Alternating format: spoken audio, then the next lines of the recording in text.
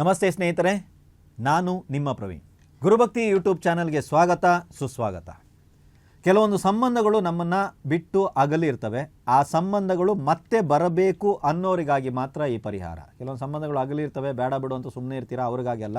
ಈ ಸಂಬಂಧಗಳನ್ನು ಮತ್ತೆ ಸೇರಬೇಕು, ಮತ್ತೆ ಈ ಸಂಬಂಧಗಳು ನಮಗೆ ವಾಪಸ್ ಬರಬೇಕು ಅನ್ನೋರಿಗಾಗಿ ಈ ಪರಿಹಾರವನ್ನು ಕೊಡ್ತಾ ಇದ್ದೀನಿ. ಕೃಷ್ಣ ಪಕ್ಷದ ಭಾನುವಾರ ಅಂದರೆ ನಮ್ಮ ಹುಣ್ಣಿಮೆ ಕಳೆದು ಆದ ನಂತರ ಬರುವಂಥ ಭಾನುವಾರಗಳಲ್ಲಿ ಈ ಪರಿಹಾರವನ್ನು ಪ್ರಾರಂಭ ಮಾಡ್ಬೋದು. ಅಥವಾ ಪಂಚಮಿ ತಿಥಿಯಂದು ಈ ಪರಿಹಾರವನ್ನು ಪ್ರಾರಂಭ ಮಾಡ್ಬೋದು.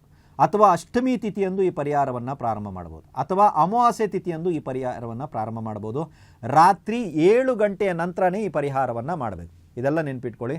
ಅದ್ರ ಜೊತೆಗೆ ಒಂದಿನ ನೀವು ಪ್ರಾರಂಭ ಮಾಡಿ ಅಂತ ನಾನು ಹೇಳಿದ್ನಲ್ಲ, ಯಾವುದೇ ದಿನಗಳನ್ನ ನೀವು ಆಯ್ಕೆ ಮಾಡ್ಕೊಳ್ಳಿ ನಾನು ಹೇಳಿರೋದ್ರಲ್ಲಿ. ಅಲ್ಲಿಂದ 9 ದಿನಗಳ ಕಾಲ ಈ ಪರಿಹಾರವನ್ನು ನೀವು ಮಾಡಬೇಕು.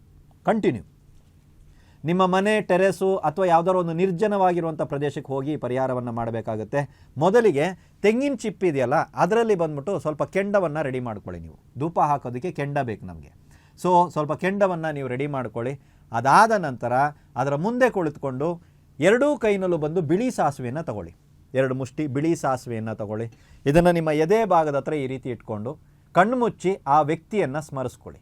ಆ ವ್ಯಕ್ತಿಯ ಹೆಸರನ್ನ ಸ್ಮರಿಸ್ಕೋತೀರಾ ಅಥವಾ ಆ ವ್ಯಕ್ತಿ ನಿಮ್ಮ ಜೊತೆಗಿದ್ದಂಥ ದಿನಗಳನ್ನು ಸ್ಮರಿಸ್ಕೋತೀರಾ, ನನಗೆ ಗೊತ್ತಿಲ್ಲ. ಅದನ್ನೆಲ್ಲವನ್ನು ನೀವು ಸ್ಮರಿಸ್ಕೊಂಡೆ ಆದ ನಂತರ ಈ ವ್ಯಕ್ತಿ ಮರಳಿ ನನ್ನ ಕಡೆಗೆ ಬರಲಿ ಅನ್ನುವಂಥ ಹೆಸರನ್ನ ಮನಸ್ಸಲ್ಲೇ ಉಚ್ಚಾರಣೆ ಮಾಡ್ತಾ ಮೆತ್ತಗೆ ಇದನ್ನು ಸಾಸಿವೆಯನ್ನು ಓಪನ್ ಮಾಡಬೇಕು. ಅಂದರೆ ಆ ಸಾಸಿವೆ ಹೋಗಿ ಕೆಂಡದ ಮೇಲೆ ಬೀಳಬೇಕು. ಅರ್ಥ ಆಯ್ತಲ್ವಾ? ಧೂಪದ ರೀತಿಯಲ್ಲಿ ನಾವು ಇದನ್ನು ಮಾಡ್ತಾ ಇದ್ದೀವಿ. ಈ ಪ್ರಯೋಗವನ್ನು ಕಂಟಿನ್ಯೂ ಆಗಿ ಒಂದಿನ ಇವತ್ತು ಮಾಡೋಣ, ಮತ್ತೆ ಮಾರನೇ ದಿನ ಸೇಮ್ ಟೈಮಿಗೆ, ಇವತ್ತು ನಾನು 8 ಗಂಟೆಗೆ ಮಾಡಿದ್ದೀನಿ, ಮಾರನೇ ದಿನ 8 ಗಂಟೆ, ಆಚೆ ಮಾರನೇ ದಿನ 8 ಗಂಟೆಗೆ, ಈ ರೀತಿ ಒಂದು ಟೈಮಿಂಗ್ ನೀವೇನಿಟ್ಟಿದ್ದೀರಾ, ಟೈಮಿಂಗು ಸ್ಥಳವನ್ನು ಬದಲಾವಣೆ ಮಾಡೋ ಹಾಗಿಲ್ಲ. ಕಂಟಿನ್ಯೂ ಆಗಿ 9 ದಿನಗಳ ಕಾಲ ಈ ಪ್ರಯೋಗವನ್ನು ಮಾಡಿ ನೋಡಿ. ಇಚ್ಛಿತ ವ್ಯಕ್ತಿಯು ನಿಮ್ಮ ಕಡೆಗೆ ಆಕರ್ಷಣೆ ಬರ್ತದೆ, ನಿಮ್ಮ ಕಡೆಗೆ ತಿರುಗಿ ನೋಡ್ತಾನೆ. ಮೆಸೇಜ್ ಮಾಡ್ಬೋದು, ಫೋನ್ ಮಾಡ್ಬೋದು, ಅಥವಾ ಆತನೇ ಡೈರೆಕ್ಟಾಗಿ ಬರ್ಬೋದು, ಅಥವಾ ನಿಮ್ಮ ಬಗ್ಗೆ ಎಲ್ಲೋ ಒಂದು ಕಡೆ ವಿಚಾರಿಸ್ತಾ ಇದ್ದಾನಂತ ವಿಷಯ ನಿಮಗೆ ಗೊತ್ತಾಗ್ಬೋದು, ಗೊತ್ತಿಲ್ಲ. ಮಾಡಿ ನೋಡಿ. ಖಂಡಿತವಾಗಲೂ ಬೇರ್ಪಟ್ಟ ಸಂಬಂಧ ಮತ್ತೆ ಬರುತ್ತೆ. ಒಳ್ಳೆಯದಾಗಲಿ.